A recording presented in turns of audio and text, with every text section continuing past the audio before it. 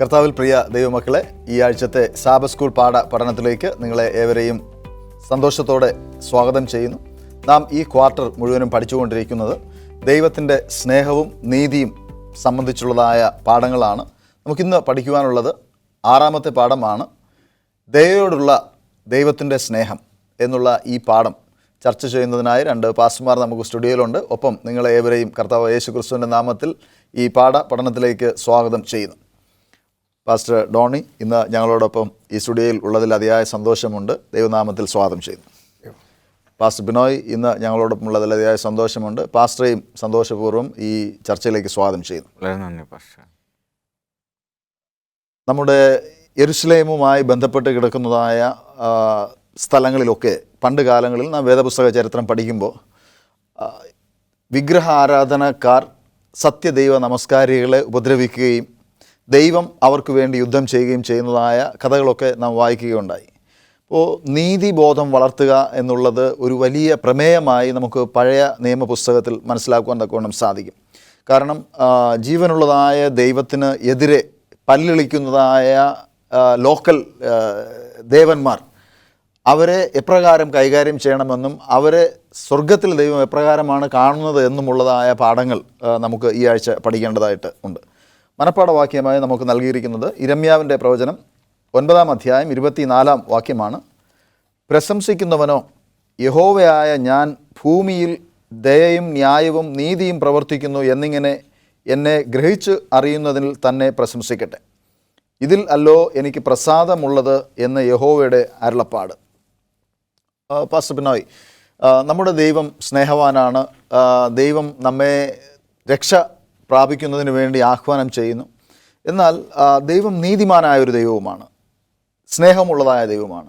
ഈ നീതിയും സ്നേഹവും തമ്മിൽ എങ്ങനെയാണ് കൈകോർക്കുന്നത്? എങ്ങനെയാണ് ഇത് രണ്ടും ഒരുപോലെ കൊണ്ടുപോകുവാൻ തക്കോണം കഴിയുന്നത്?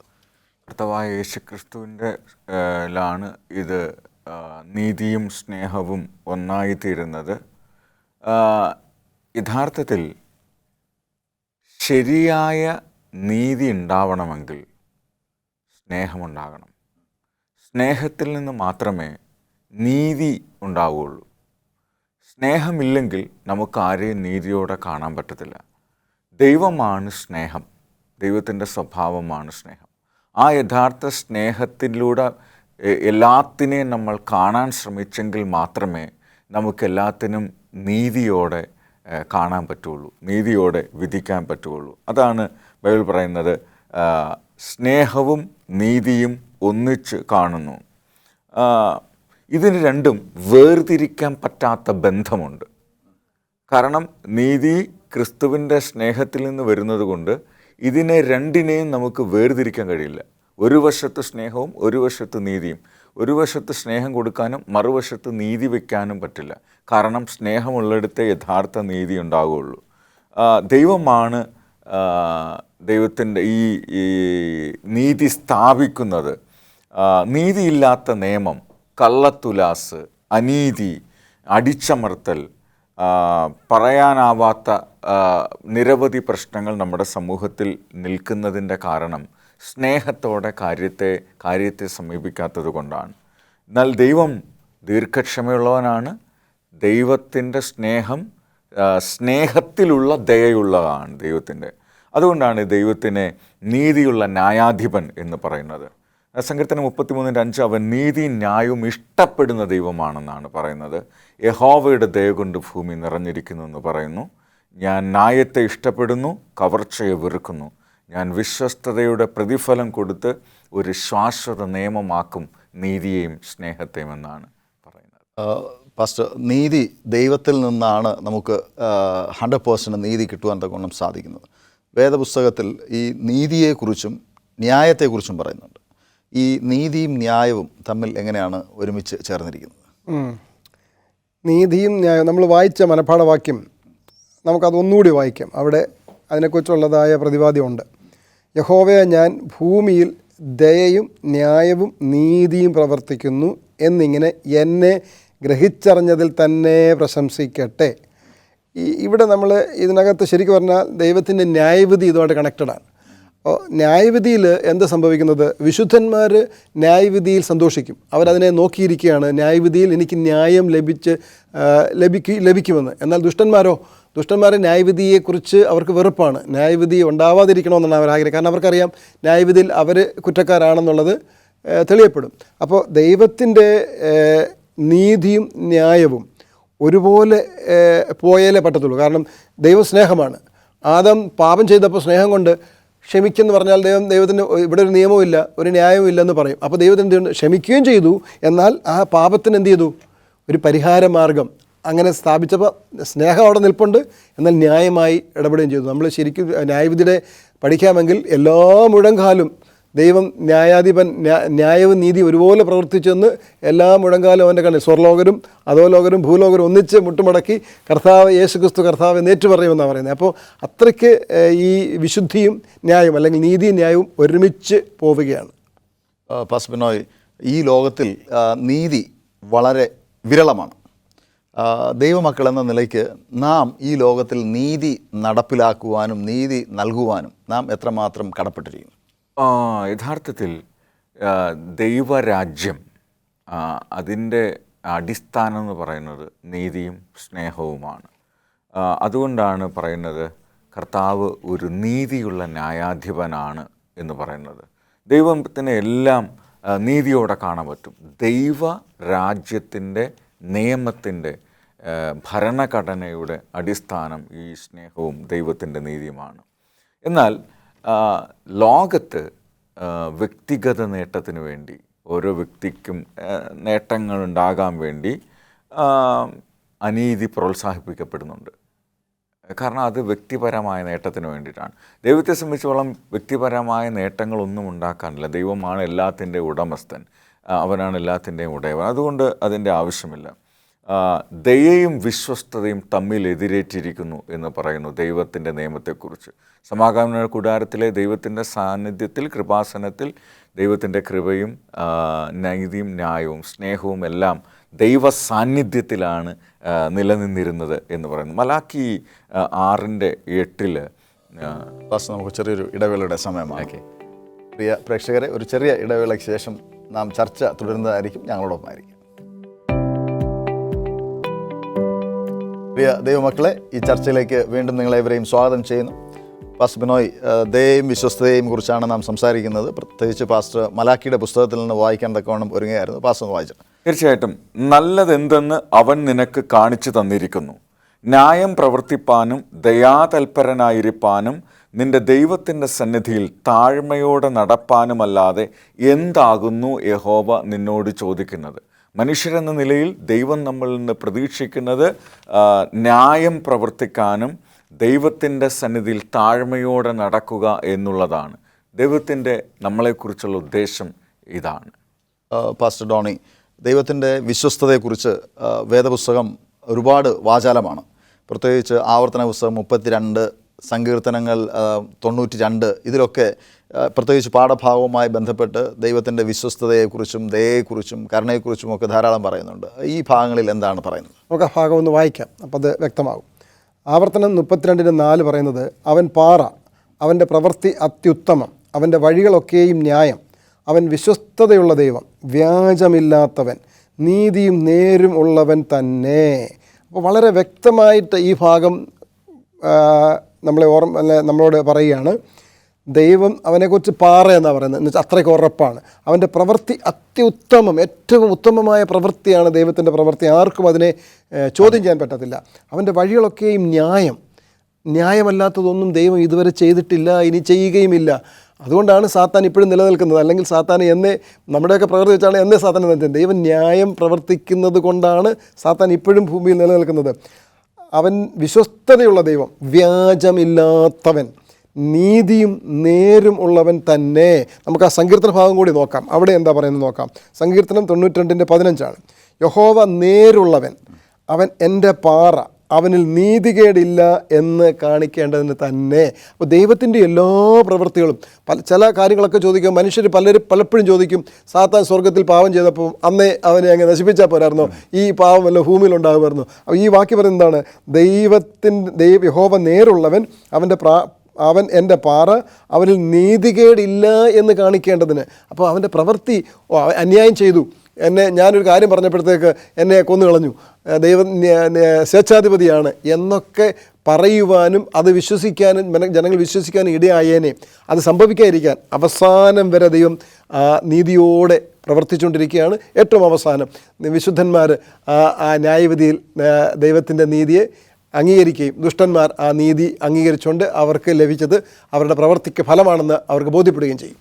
പാസ്റ്റർ ബിനോയ്, നമുക്ക് ദൈവം നീതിമാനാണ് എന്നുള്ളതിൽ തർക്കമില്ല. പക്ഷേ വേദപുസ്തകത്തിൽ പല സ്ഥലങ്ങളിലും നീതിമാനായ ന്യായാധിപനാണ് ദൈവം എന്ന് ആവർത്തിച്ച് പറയുന്നു. എന്തുകൊണ്ടാണ് ഈ ആവർത്തനം നമുക്ക് വേദപുസ്തകത്തിൽ കാണുവാൻ എന്തുകൊണ്ട് സാധിക്കും? തീർച്ചയായിട്ടും ദൈവത്തിൻ്റെ ഈ ഒരു സ്വഭാവത്തെ മാറ്റി നിർത്തിക്കൊണ്ട് ദൈവത്തെ നമുക്ക് പറയുവാൻ കഴിയില്ല. അതിനെ മാറ്റി നിർത്തി ഇത് രണ്ടും ചേർന്നില്ലെങ്കിൽ അതാണ് ദൈവത്തിൻ്റെ സങ്കീർണത്വം എന്ന് പറയുന്നത്, ദൈവത്തിൻ്റെ സ്വഭാവം എന്ന് പറയുന്നത്. അതില്ല, ദൈവത്തിന് ഇല്ലെങ്കിൽ ദൈവത്തിന് സ്ഥാനമേ ഇല്ല. വേദപുസ്തകം ദൈവത്തെക്കുറിച്ച് പറയുന്നത് നീതിയുള്ള ദൈവമെന്നാണ്. പിന്നെ ഒരു ഭാഗത്ത് പറയുന്നത് ദുഷ്ടൻ ദൈവത്തോട് പാർക്കില്ല എന്നാണ് പറയുന്നത്. ദുഷ്ടനായും ദൈവത്തിൻ്റെ കൂടെ ചേരത്തില്ലെന്നാണ്. മറ്റൊരു ഭാഗത്ത് ദൈവം വെളിച്ചമാകുന്ന അവനിൽ ഇരുട്ടില്ല. മറ്റൊരു ഭാഗത്ത് പറയുന്നത് നല്ലത് മാത്രമല്ല, അവൻ ദോഷങ്ങളാൽ പരീക്ഷിക്കപ്പെട്ടവനല്ല. ദൈവം ദോഷങ്ങളാൽ പരീക്ഷിക്കപ്പെട്ടവനല്ല. നീതിയുടെയും സ്നേഹത്തിൻ്റെയും രീതിയിൽ മാത്രമേ ദൈവത്തിൻ്റെ മഹത്വം നമുക്ക് കാണാൻ സാധിക്കുകയുള്ളൂ. ദൈവം അപാരമായ ശക്തിയുള്ള ദൈവമാണ്, സർവശക്തനാണ്. പക്ഷേ ഒരിക്കൽ പോലും അവൻ്റെ ശക്തി അന്യായമായ ഒരു കാര്യത്തിന് വേണ്ടി ദൈവം ഉപയോഗിക്കില്ല എന്നത് ഏറ്റവും പ്രധാനപ്പെട്ട ദൈവത്തിൻ്റെ സ്വഭാവമാണ്. മോശ ചോദിക്കുന്നു, എനിക്ക് നിന്നെ കാണിച്ചു തരണം. ദൈവം പറയുന്നു, ഞാൻ എൻ്റെ പ്രഭ, എൻ്റെ സ്വഭാവം നിനക്ക് കാണിച്ചു തരാം, എൻ്റെ മഹത്വം കാണിച്ചു തരാം. പാസ്റ്റർ ഡോണി, ഈ മലാഖിയുടെ പ്രവചനത്തിലും യാക്കോബിൻ്റെ ലേഖനത്തിലും ഒക്കെ നീതിമാനായ ഒരു ദൈവത്തെക്കുറിച്ച്, പ്രത്യേകിച്ച് ദൈവത്തിൻ്റെ സ്വഭാവം എപ്രകാരമാണ് എന്നുള്ളതിനെക്കുറിച്ച് പരാമർശിക്കുന്നു. എന്തുകൊണ്ടാണ് നമുക്ക് ഇങ്ങനെ വേദപുസ്തകത്തിൽ ദൈവത്തിൻ്റെ സ്വഭാവത്തെക്കുറിച്ച് പ്രവാചകന്മാരിൽ എഴുതി നമുക്ക് നൽകിയിരിക്കുന്നത്? ഈ സ്വഭാവങ്ങൾ എന്താണ് നമ്മോട് പറയുന്നത്? നമ്മൾ ദൈവത്തെ യഥാർത്ഥമായി മനസ്സിലാക്കണം എന്നുള്ളതാണ് അതിൻ്റെ പരമപ്രധാന ഉദ്ദേശം. ആ വാക്യം വായിക്കുന്നത് എങ്ങനെയാണ്? യഹോവയായ ഞാൻ മാറാത്തവൻ, അതുകൊണ്ട് യാക്കോവിൻ്റെ പുത്രന്മാരെ നിങ്ങൾ മുടിഞ്ഞു പോകാതിരിക്കുന്നു. അപ്പോൾ ദൈവം വാഗ്ദത്തം ചെയ്തിട്ടുണ്ട്, ആദ്യം മുതലേ വാഗ്ദത്തം ചെയ്തിട്ടുണ്ട്. നമ്മൾ വേദപുസ്തകം പരിശോധിച്ചാൽ ആദം പാപം ചെയ്തപ്പോൾ തന്നെ ആദമിനോടൊരു വാഗ്ദത്തം നൽകിയിട്ടുണ്ട്. എന്താണ്? ഈ പാപത്തിൻ്റെ ശമ്പളമായ മരണത്തിന് പരിഹാരം, സ്ത്രീയുടെ സന്തതി സർപ്പത്തിൻ്റെ തലയെ തകർക്കുമെന്നുള്ളതായ വാഗ്ദത്തം ഉൽപ്പത്തി 3:15 നൽകിയിട്ടുണ്ട്. അപ്പോൾ ഞാൻ എൻ്റെ വാഗ്ദത്തത്തിൽ നിന്ന് മാറാത്തവനായതുകൊണ്ടാണ് നിങ്ങൾ എന്ത് ചെയ്യുന്നത്? മുടിഞ്ഞു പോകാതിരിക്കുന്നത് എന്നാണ് ഈ വാക്യം നമ്മൾ ഓർപ്പിക്കുന്നത്. യാക്കോബ് നമുക്ക് വായിക്കാം. യാക്കോബ് 1:17 പറയുന്നത്, എല്ലാ നല്ല ദാനവും തികഞ്ഞ വരമൊക്കെയും ഉയരത്തിൽ നിന്ന് വെളിച്ചങ്ങളുടെ പിതാവെങ്കിൽ നിന്ന് ഇറങ്ങി വരുന്നു. എല്ലാ നല്ല ദാനവും, ഈ ഒരു മനുഷ്യനെ സംബന്ധിച്ചുള്ള ഈ നല്ല ദാനം എന്ന് പറയുന്നത് അവൻ്റെ മരണത്തിൽ നിന്ന് അവനെ നിത്യതയിലേക്ക് മാറ്റി എന്നുള്ള അവൻ്റെ അറിവാണ്. അതാണ് അവന് ലഭിച്ചിരിക്കുന്ന, നമ്മൾ സാധാരണ പറയുന്ന കൃപ എന്ന് പറയുന്നത്. കർത്താവ് യേശു ക്രിസ്തു എൻ്റെ പാപങ്ങൾക്ക് പരിഹാരമായി എനിക്ക് മരണത്തിന് പകരം നീ ജീവൻ തന്നു. ഇതാണ് ഏറ്റവും നല്ലതായി എനിക്ക് ലഭിച്ച ദാനം. അപ്പോൾ എല്ലാ നല്ല ദാനവും എവിടെ നിന്ന് വരുന്നു? തികഞ്ഞ വരമൊക്കെയും ഉയരത്തിൽ നിന്ന് വെളിച്ചങ്ങളുടെ പിതാവെങ്കിൽ നിന്ന് ഇറങ്ങി വരുന്നു. അപ്പോൾ ദൈവത്തെക്കുറിച്ച് മനുഷ്യർ മനസ്സിലാക്കണം. ദൈവത്തിൻ്റെ ഉദ്ദേശം എന്താണ്? ദൈവം മനുഷ്യനോട് എങ്ങനെയാണ് ഇടപെടുന്നത്? മനുഷ്യൻ്റെ പദ്ധതി എന്താണ്? മനുഷ്യൻ ഒരു കാരണവശാലും നശിച്ചു പോകരുത്. അവൻ എന്ത് ചെയ്യണം? തിരികെ വന്ന് ദൈവത്തിൻ്റെ സ്വഭാവത്തിൽ മാറണം. അവൻ ചെയ്ത തെറ്റുകൾക്ക് പരിഹാരം ദൈവം നടത്തും. ദൈവത്തിൻ്റെ വാഗ്ദത്തത്തിന് ഒരിക്കലും മാറ്റമില്ല. വിശ്വസിച്ചുകൊണ്ട് നിലനിന്നാൽ മാത്രം മതി എന്ന് മനുഷ്യരെ ബോധ്യപ്പെടുത്താനാണ് ഇത് പിന്നെയും ഇങ്ങനെ ആവർത്തിച്ച് നമ്മളെ ഓർമ്മിപ്പിക്കുന്നത്. ദൈവത്തിൻ്റെ സ്വഭാവം എന്ന് പറയുന്നത് ദൈവം നമുക്ക് നൽകിയിരിക്കുന്നതായ വെളിപ്പാടുകളുടെ ഒരു കേന്ദ്രമാണ്. ആ കേന്ദ്രത്തെ നാം നോക്കുമ്പോൾ ദൈവത്തിൻ്റെ സ്വഭാവങ്ങളുടെ ഒരു മിന്നായം, ഓരോ ഭാഗവും ദൈവത്തിൻ്റെ വിശ്വസ്തത, ദൈവത്തിൻ്റെ സത്യസന്ധത, ദൈവത്തിൻ്റെ സ്നേഹം, ദൈവത്തിന് നമ്മളുള്ളതായ ദയ, ദൈവത്തിന് നമ്മളുള്ളതായ അനുകമ്പ, തൻ്റെ ദീർഘക്ഷമ, ഇതൊക്കെയും ദൈവത്തിൻ്റെ സ്വഭാവങ്ങളായിട്ട് നമുക്ക് വേദപുസ്തകത്തിൻ്റെ പല ഭാഗങ്ങളിലൂടെ നമ്മോട് അത് നിരന്തരമായി സംസാരിച്ചു കൊണ്ടിരിക്കുകയാണ്.